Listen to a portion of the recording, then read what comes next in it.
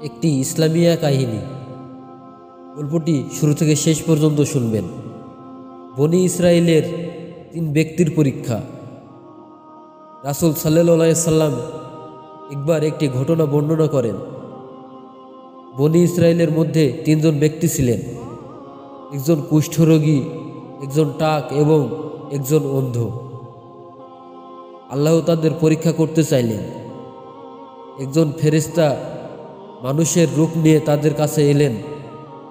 প্রথমে তিনি কুষ্ঠরোগীর কাছে গিয়ে বললেন, তুমি কি চাও? সে বলল, আমার চামড়া সুন্দর হোক, যাতে মানুষ আমাকে ঘৃণা না করে। ফেরেশতা তার চামড়া ভালো করে দিলেন এবং তাকে অনেক সম্পদ দিলেন। এরপর টাক ব্যক্তির কাছে গেলেন।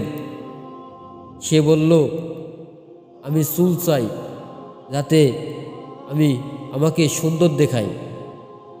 ফেরেশতা তার চুল ফিরিয়ে দিলেন এবং সম্পদ দিলেন। সব শেষে অন্ধ ব্যক্তির কাছে গেলেন। সে বলল, আমি শুধু আল্লাহর রহমতে দৃষ্টি ফিরে পেতে চাই। ফেরেশতা তার দৃষ্টি ফিরিয়ে দিলেন এবং সম্পদ দিলেন। কিছুদিন পর ফেরেশতা আবার তাদের কাছে গেলেন। প্রথম দুজন তাদের নিয়ামতের জন্য কৃতজ্ঞতা জানাতে ব্যর্থ হয় এবং ফেরেশতাকে তাড়িয়ে দেয়। তৃতীয় ব্যক্তি কৃতজ্ঞ থেকে বললেন, এই সবই আল্লাহর দান, আমি তার জন্য কৃতজ্ঞ। ফেরেশতা বললেন, তোমার কৃতজ্ঞতা তোমার নিয়ামতকে স্থায়ী করেছে।